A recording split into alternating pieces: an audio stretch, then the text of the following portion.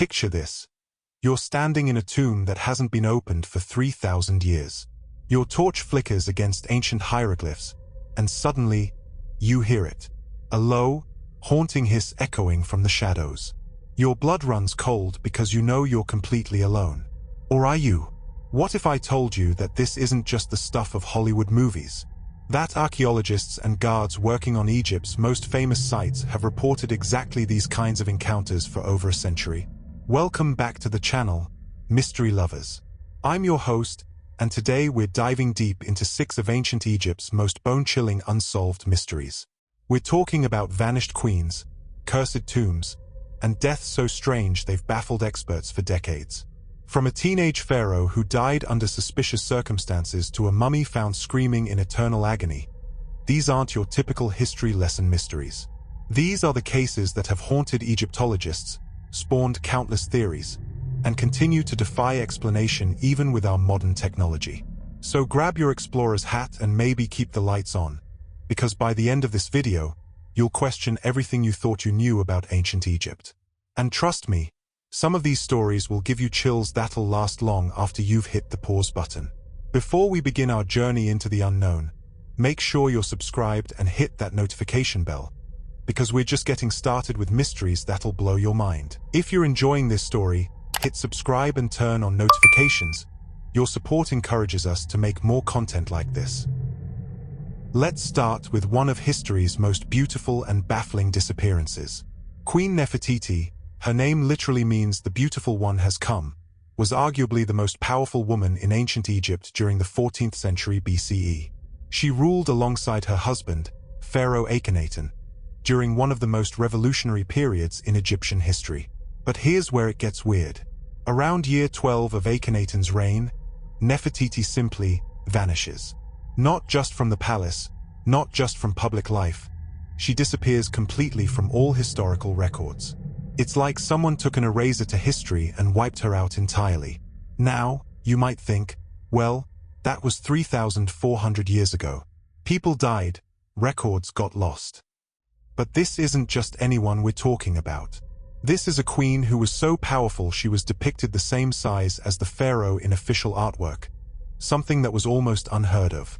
She was shown smiting enemies, a privilege usually reserved for male rulers. Some evidence even suggests she may have co-ruled Egypt as pharaoh. And then, nothing. Complete silence. The theories about what happened to Nefertiti are absolutely wild. Theory number 1. She was murdered in a palace coup. The religious revolution she and Akhenaten started, moving Egypt from polytheism to the worship of one god, Aten, made a lot of powerful enemies. The old priests lost their influence, the military was unhappy, and the people were confused. Maybe someone decided the queen had to go. Theory number 2, and this one's fascinating, Nefertiti didn't disappear at all. Instead, she became pharaoh under a different name. Some Egyptologists believe she took the name Nefertiti or even Smenkhare and ruled Egypt after her husband's death. Think about it. It would explain why Nefertiti vanished from records right around the time these mysterious rulers appeared. But here's theory number 3, and it's the most chilling. Her memory was deliberately erased.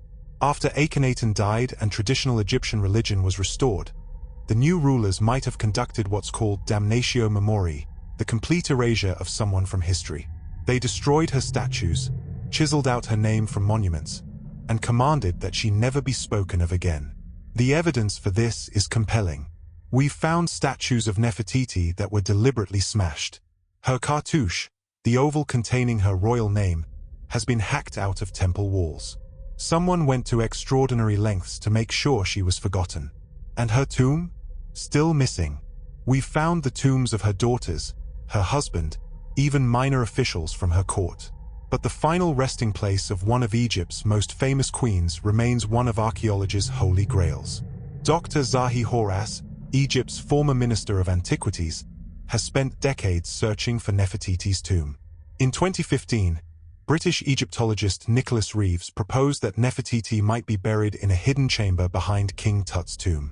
Radar scans showed promising anomalies, but subsequent investigations have been inconclusive. The mystery deepens when you consider that we only have one confirmed image of what Nefertiti actually looked like, the famous limestone bust found in 1912. But even that discovery is surrounded by controversy. Some scholars question whether it's actually Nefertiti or another queen entirely. What makes this disappearance even more mysterious is the timing. Nefertiti vanished right when Egypt was in crisis. The Amarna period was marked by plague, economic problems, and military defeats. Did she flee? Was she scapegoated? Or did she orchestrate her own disappearance to protect herself? Here's something that'll give you goosebumps. In 2003, a team of archaeologists discovered a partial female mummy in tomb KV35 in the Valley of the Kings. The body was of a woman in her 30s who had clearly been someone important. The quality of the mummification was exceptional. Could this be Nefertiti? DNA tests have been inconclusive, but the mystery continues to tantalize researchers. If you're fascinated by royal mysteries like this one, you definitely want to stick around because our next case involves another royal death that's even more suspicious. But first, smash that like button if you're enjoying these ancient mysteries. If you're enjoying this story, hit subscribe and turn on notifications. Your support encourages us to make more content like this. Now let's talk about probably the most famous pharaoh in history, and ironically, one whose death remains completely baffling.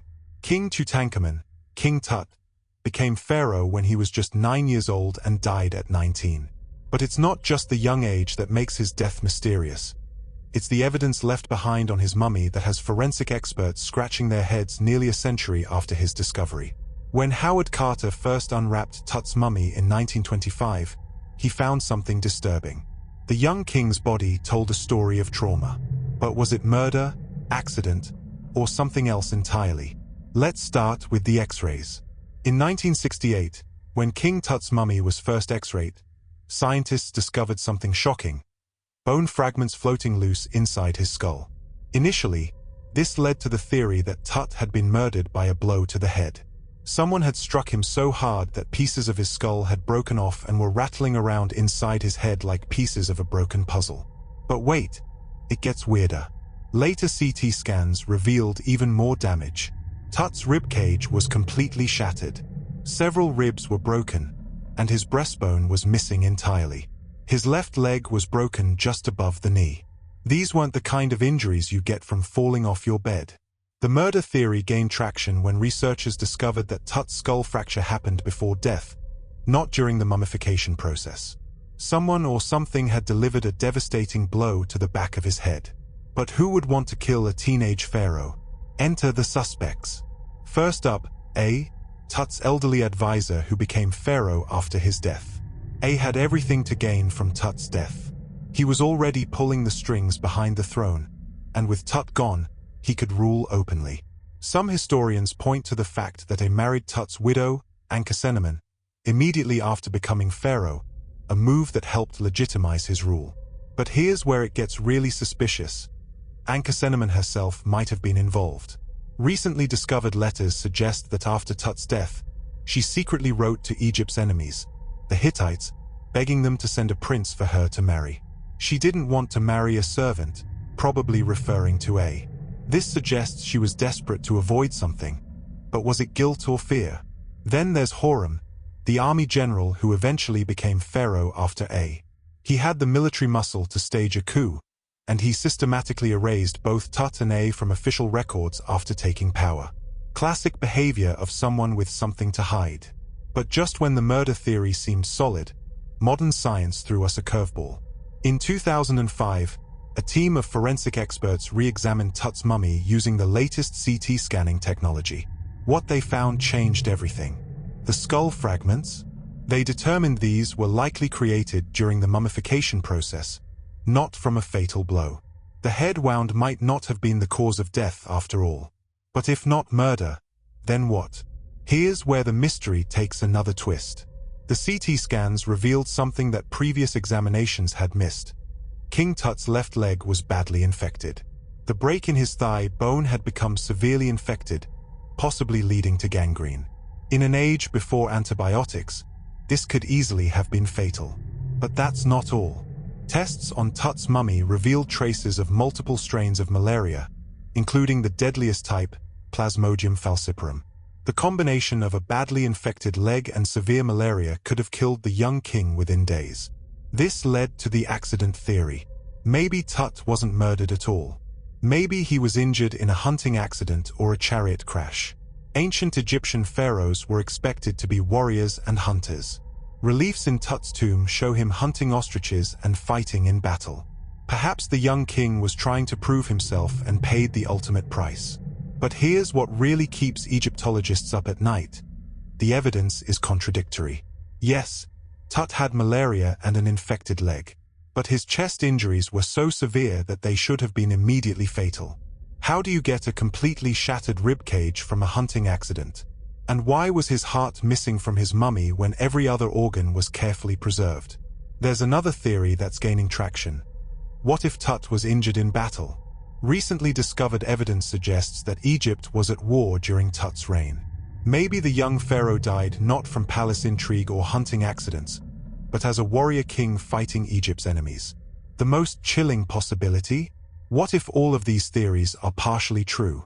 What if Tut was injured in battle or an accident, left vulnerable by malaria, and then finished off by someone who saw an opportunity? The perfect crime, disguised as natural death. And here's something that'll make your skin crawl. Tut's mummy was in terrible condition when Carter found it. The resins used in mummification had essentially turned into glue, cementing the mummy to its golden coffin. When they tried to separate them, Tut's body literally fell apart.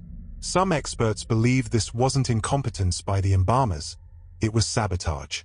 Someone wanted to make sure that if Tut's body was ever examined, it would be too damaged to reveal the truth.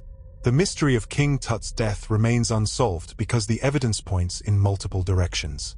Was he murdered by ambitious advisors?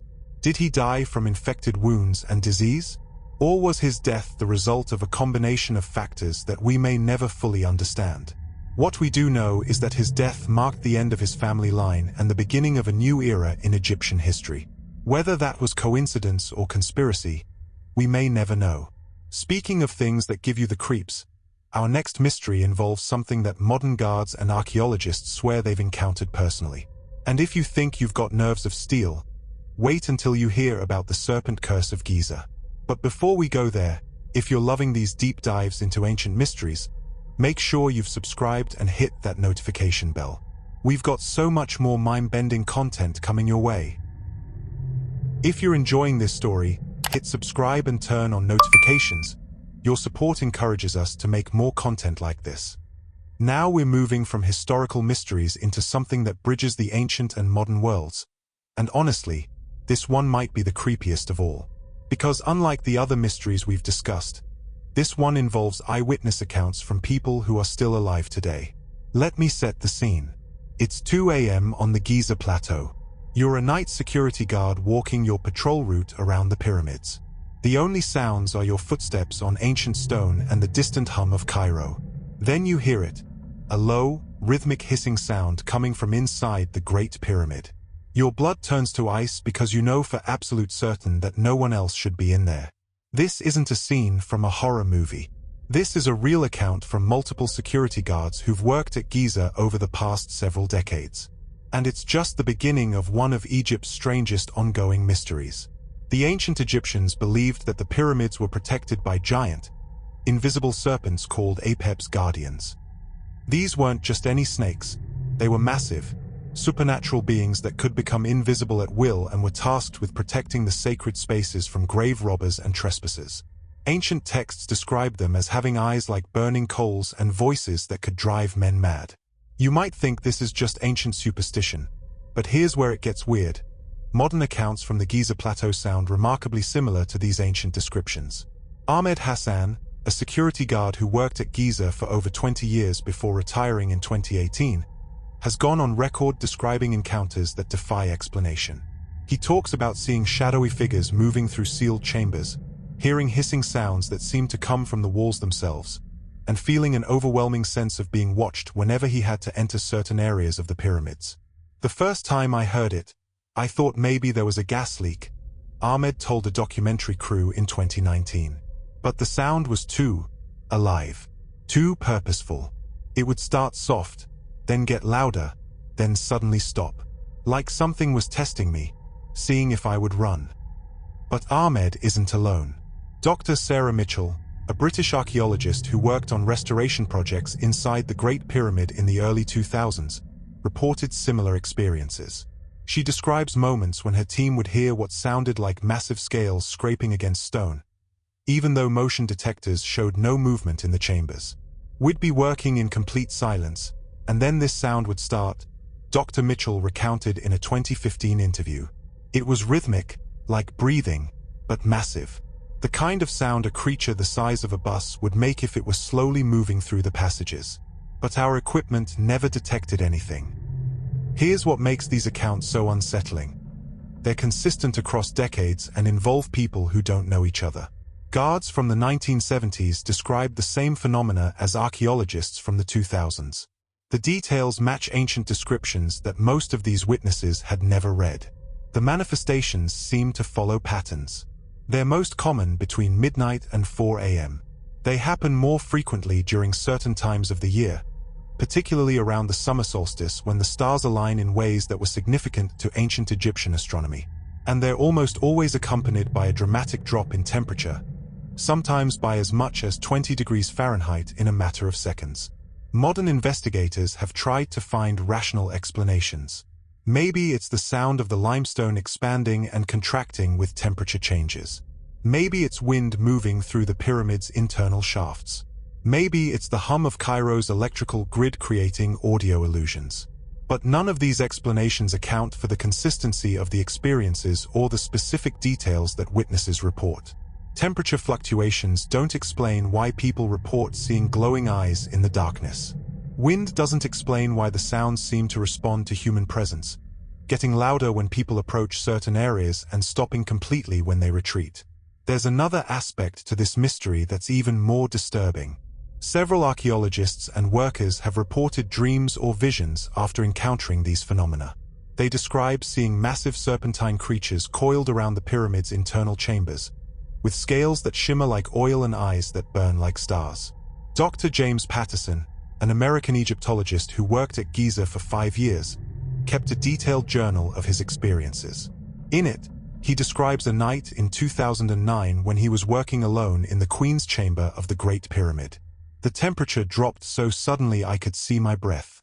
Then I heard it, not just hissing, but what sounded like whispered words in a language I didn't recognize. I turned on my flashlight and swept it around the chamber. For just a moment, I swear I saw something massive pressed against the ceiling, something that reflected my light like polished scales.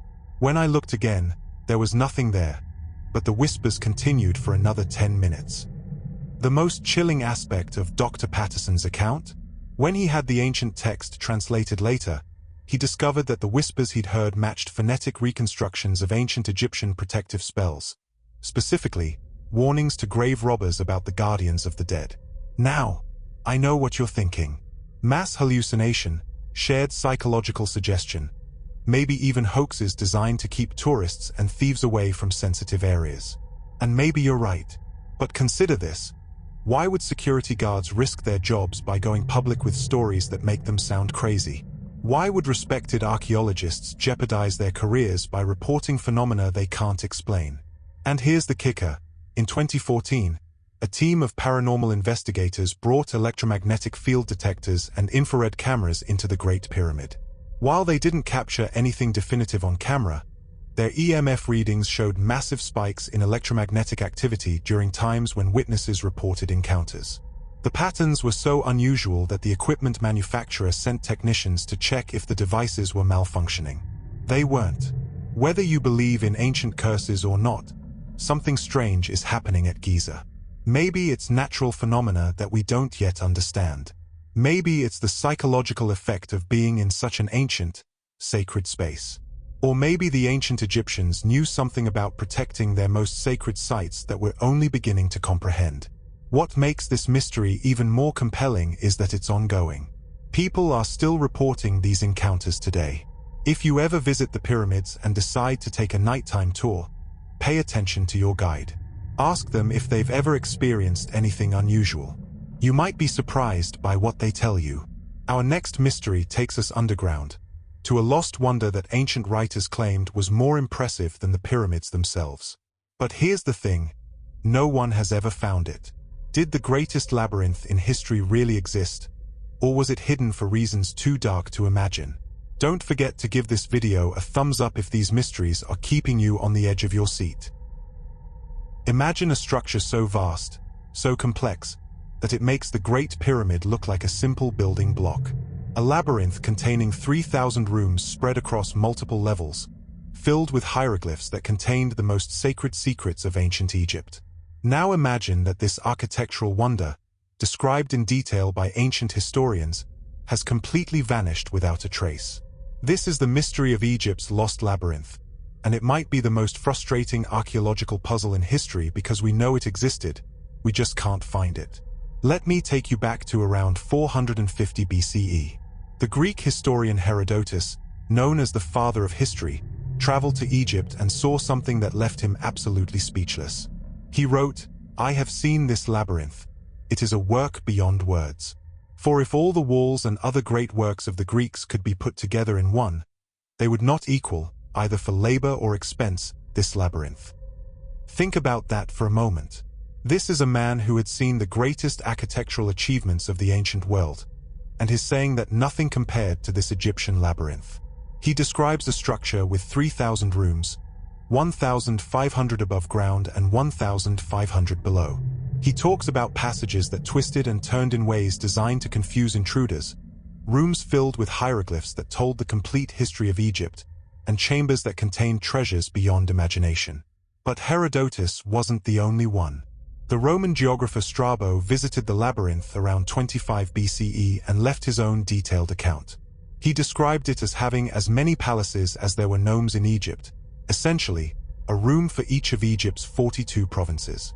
He talked about underground chambers that were forbidden to visitors, saying they contained the tombs of kings and sacred crocodiles. The Roman author Pliny the Elder also wrote about the labyrinth, calling it an inexplicable work and noting that it had been built as a tomb for King Amenemhat III of the 12th dynasty, around 1800 BCE. So we have multiple, independent ancient sources all describing the same incredible structure. The problem? We can't find it anywhere. This isn't like other lost cities or monuments where we simply haven't looked in the right place yet. Archaeologists have been actively searching for the Lost Labyrinth for over 150 years. They know roughly where it should be, near the ancient city of Crocodilopolis in the Fem region, about 80 kilometers south of Cairo. Ancient sources are consistent about the location. In 1888, British archaeologist Flinders Petrie thought he'd found it. He discovered the remains of a large structure near the pyramid of Amenemhat III at Hawara. The ruins seemed to match the ancient descriptions.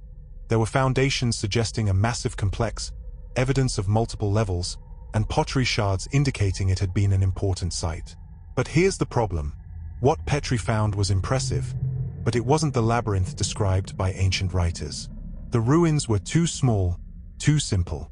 There was no evidence of the 3,000 rooms, the elaborate underground chambers, or the intricate passages that were supposed to confuse visitors. This led to one of two possibilities, both equally disturbing. Either the ancient writers were exaggerating beyond belief, or the labyrinth was deliberately destroyed so thoroughly that almost nothing remains. The destruction theory is actually quite plausible. The labyrinth was built during the Middle Kingdom, but Egypt went through several periods of chaos and foreign invasion over the following centuries.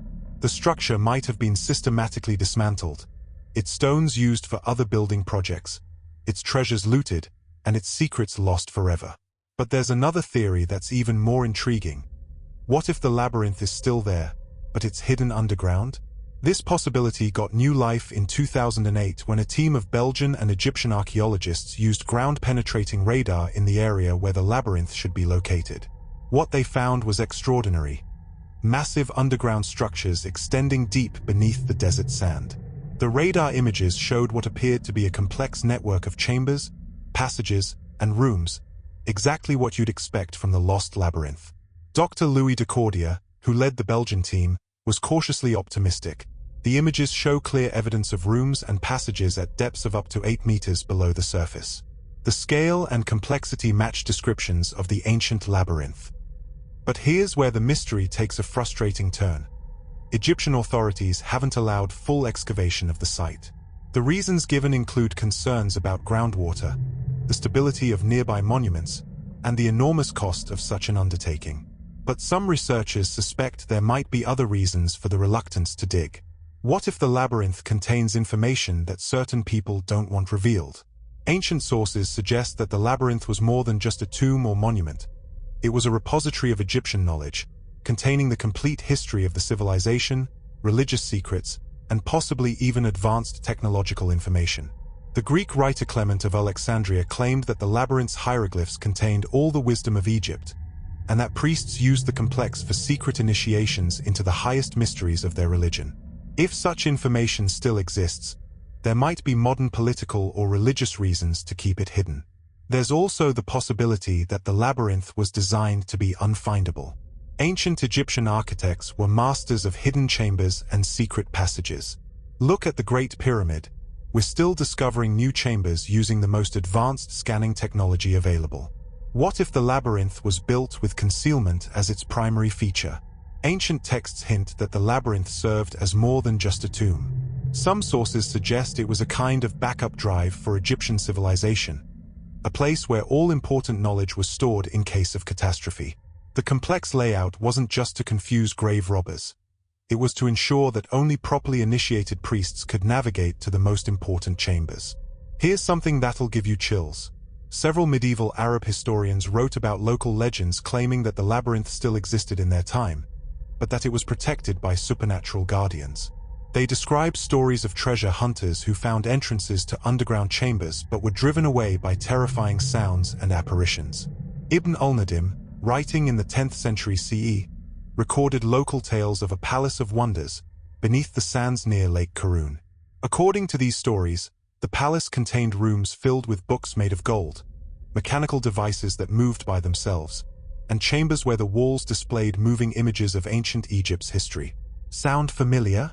These medieval accounts describe exactly the kind of advanced knowledge repository that ancient sources attributed to the original labyrinth. Modern technology might finally be giving us the tools to solve this mystery. In 2019, a new international team obtained permission to conduct more extensive ground-penetrating radar surveys of the Hawara area. Preliminary results have identified what appears to be a massive underground complex extending over several acres. But even if we find the labyrinth, will we be allowed to excavate it? And if we do excavate it, what will we find? A treasure trove of ancient knowledge that could rewrite our understanding of Egyptian civilization? Evidence of technologies we didn't know the ancients possessed? Or just empty chambers, their secrets long since lost to time and grave robbers? The mystery of the Lost Labyrinth represents something larger than just a missing monument. It's about lost knowledge, hidden history, and the possibility that ancient civilizations achieved things we're only now beginning to understand. Whether the labyrinth is buried beneath the Egyptian desert or lost forever, its legend continues to tantalize us with the promise of secrets that could change everything we think we know about the past. Our next mystery is literally a scream frozen in time. A mummy whose face tells a story of terror and agony that has haunted everyone who's seen it. And trust me, once you hear this story, you'll understand why this particular mummy gives even seasoned Egyptologists nightmares. If you're enjoying these spine-tingling mysteries from ancient Egypt, don't forget to subscribe and turn on notifications so you don't miss any of our deep dives into history's greatest unsolved cases. Fair warning, this next mystery is genuinely disturbing. We're talking about a mummy that has literally been screaming for over 3,000 years, frozen in what appears to be the moment of absolute terror and agony. And the story behind how he got that way might be one of the most brutal tales of ancient justice ever recorded. In 1881, archaeologists discovered a cache of royal mummies that had been hidden in a tomb at Deir el-Bahari by ancient priests trying to protect them from grave robbers. Among the carefully preserved bodies of pharaohs and nobles, they found something that stopped them cold. A mummy whose face was contorted in what can only be described as an eternal scream. This wasn't the peaceful expression you typically see on Egyptian mummies. This was a face frozen in pure terror. The mouth was wide open, the lips pulled back, showing teeth. The eyes were squeezed shut as if the person had been in unbearable pain. Even the jaw muscles were still tensed, giving the entire face an expression of such agony that several of the archaeologists reportedly had nightmares after seeing it. But the face was just the beginning of the horror story. When they examined the mummy more closely, they discovered that the body had been bound in the most unusual and disturbing way. The arms and legs were tied together with leather straps, but not in the typical mummy position. Instead, the person appeared to have been bound while alive, with arms pulled behind the back and legs bent at unnatural angles. Even more shocking, the body hadn't been properly mummified.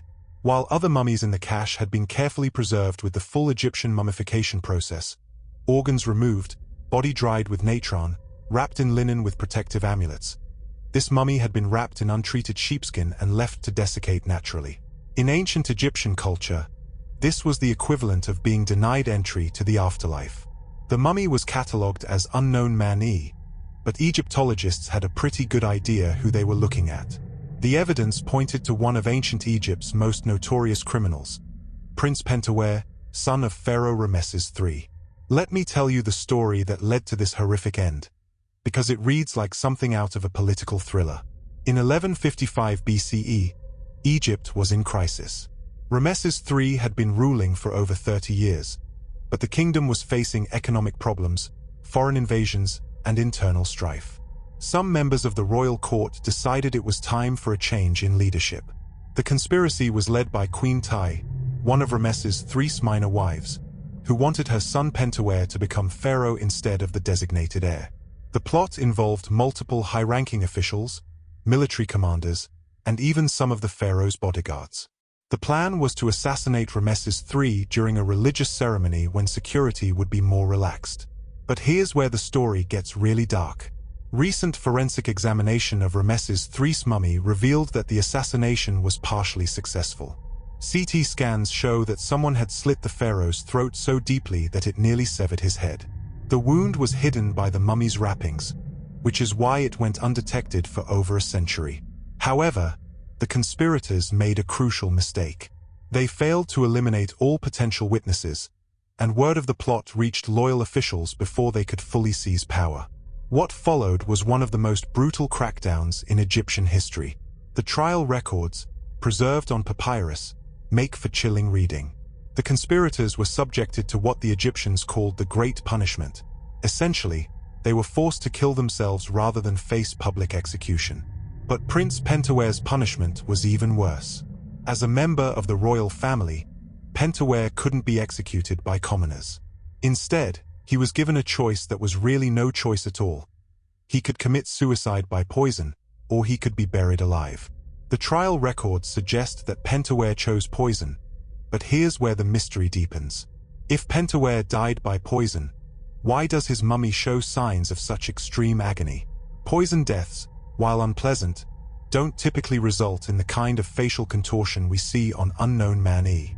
The expression on the mummy's face is more consistent with someone who died in extreme physical distress, possibly from suffocation or being buried alive. Dr. Zahi Horace and a team of forensic experts conducted DNA analysis on unknown man-e in 2012. The results were shocking. The mummy was indeed a son of Ramesses III, confirming that this was almost certainly Prince Pentawere. But the DNA analysis also revealed something disturbing, evidence that the person had suffered severe physical trauma before death. Here's the theory that keeps forensic experts up at night. What if Pentawere was given poison, but it was a slow-acting poison designed to cause maximum suffering? Or what if the poison didn't work as intended, and he was buried alive while still conscious? The binding of his arms and legs, the untreated sheepskin wrapping, the lack of proper mummification, all of this suggests that his death was meant to be as horrific as possible. But there's another possibility that's even more disturbing. What if Pentawere wasn't actually guilty of the conspiracy? What if he was framed by other members of the plot who needed a royal scapegoat? The trial records are written by the victors, after all, and they might not tell the whole truth. Recent analysis of the trial papyri has revealed some inconsistencies in the charges against different conspirators. While most of the guilty parties are described in detail, Pentaware's section seems almost reluctant. The scribes who recorded his trial used language that suggests they weren't entirely convinced of his guilt.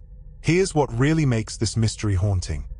The ancient Egyptians believed that your expression at the moment of death would be preserved forever in the afterlife.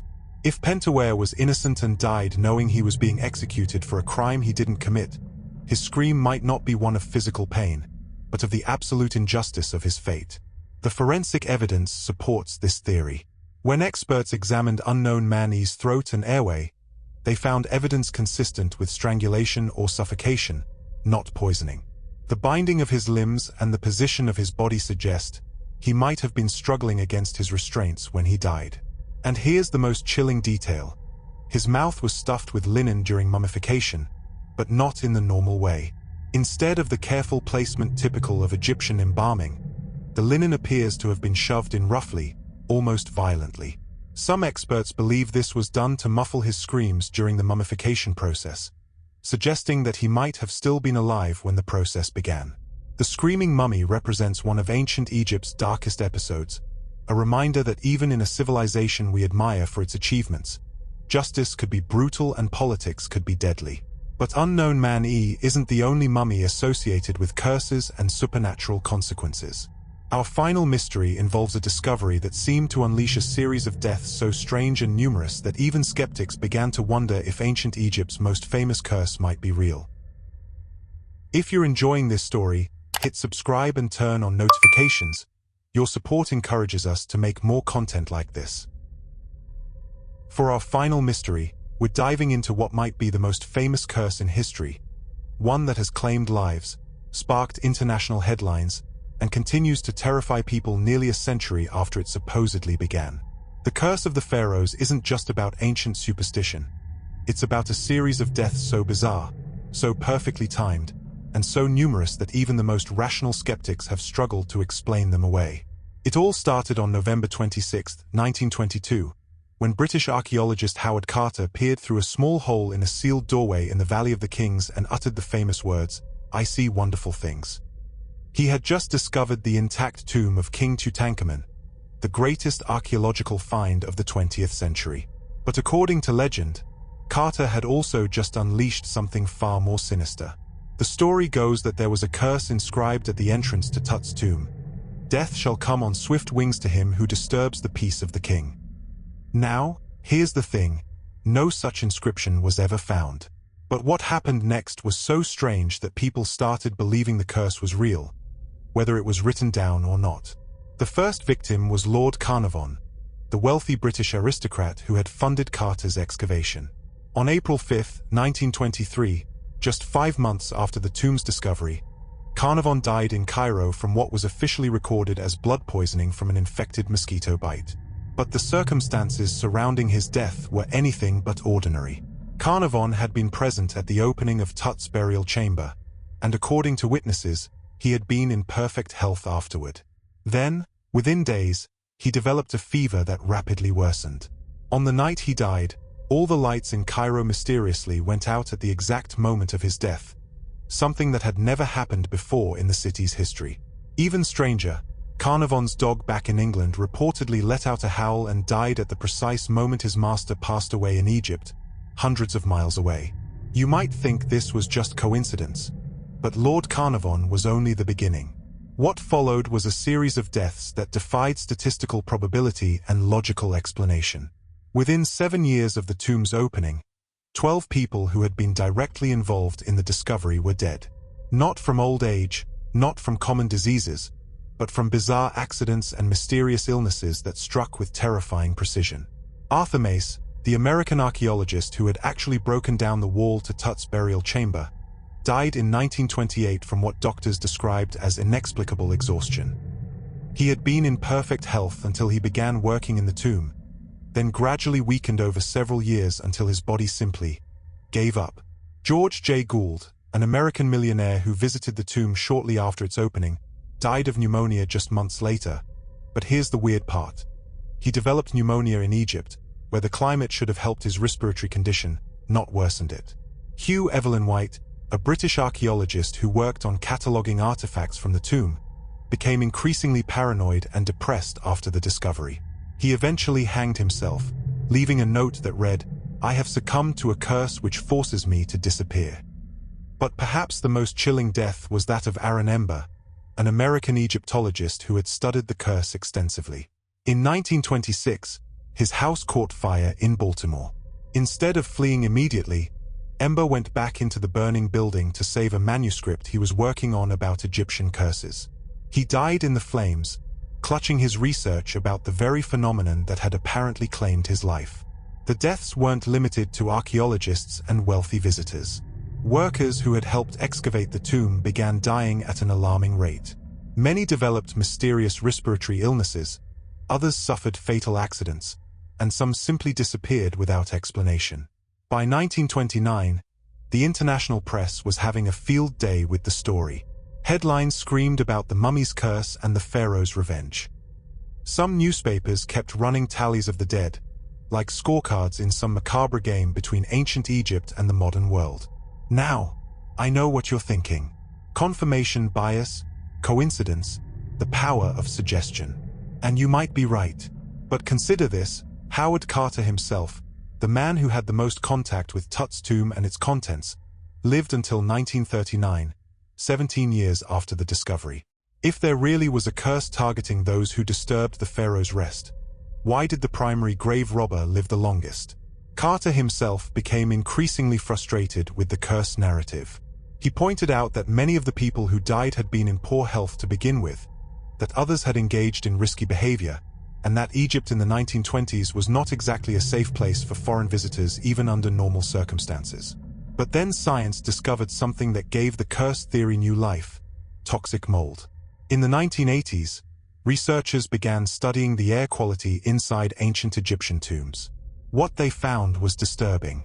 Many tombs, including Tut's, contained dangerous levels of toxic fungi and bacteria that had been sealed inside for thousands of years.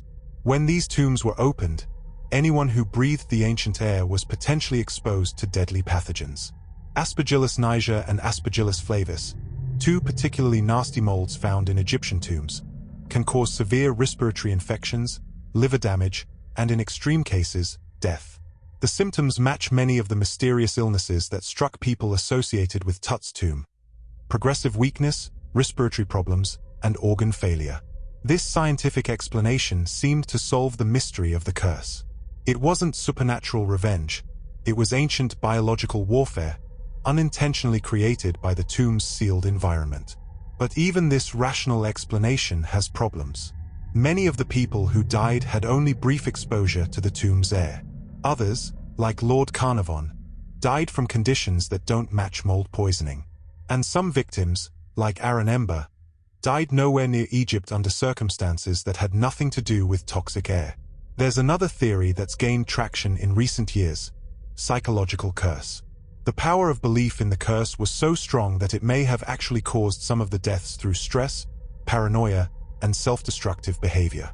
We know that extreme stress can suppress the immune system, making people more susceptible to illness. Chronic anxiety can lead to accidents and poor decision-making. In some cases, the fear of the curse might have been more deadly than any actual supernatural force. But here's what really makes the curse of the pharaohs endure as a mystery: the pattern of deaths was too specific to be entirely random. The victims weren't just random people who happened to be in Egypt. They were specifically connected to Tut's tomb. The timing was often eerily appropriate, deaths occurring on anniversaries of the discovery or during significant moments in the excavation process. And then there are the deaths that can't be explained by mold, stress, or coincidence. Take the case of Richard Bethel, Howard Carter's personal secretary and one of the first people to enter Tut's burial chamber. In 1929, Bethel was found dead in his bed at the exclusive bath club in London. He was only 46 years old and had been in perfect health. The official cause of death was listed as circulatory failure, but doctors couldn't find any underlying condition that would explain why his heart simply stopped. Even more bizarre, Bethel's father, Lord Westbury, was so distraught by his son's mysterious death that he threw himself from the window of his 7th-floor apartment. As Lord Westbury's body was being taken to the cemetery, the hearse ran over and killed an 8-year-old boy. 3 deaths, all connected to one man's involvement with Tut's tomb.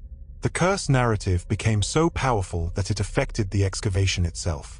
Workers began refusing to enter certain areas of the tomb. Some demanded extra pay for curse duty. A few quit entirely, claiming they had been visited by dreams of an angry pharaoh warning them away. What makes this mystery even more compelling is that similar patterns of strange deaths have been reported at other Egyptian archaeological sites. The discovery of the tomb of Amenhotep II in 1898 was followed by a series of deaths among the excavation team. The opening of the Pyramid of Medium in 1882 was associated with several mysterious accidents and illnesses. Modern Egyptologists are split on the curse question.